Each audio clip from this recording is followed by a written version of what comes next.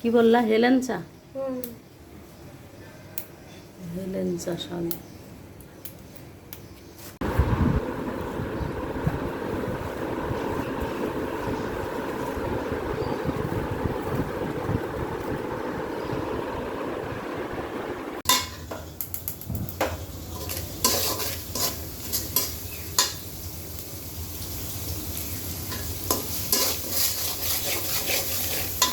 হেলেঞ্চা শাক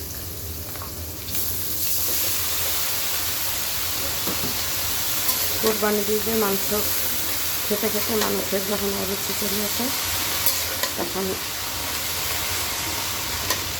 এই শাক খেতে বেশি ভালো লাগে।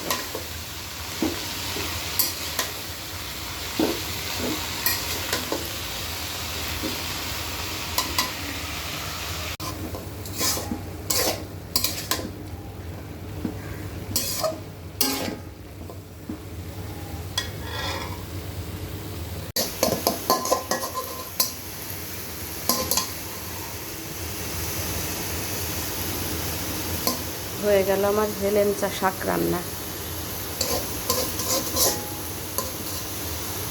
ঈদের মাংস খাওয়ার পরে শাক ভাত খেয়ে অমৃত লাগে।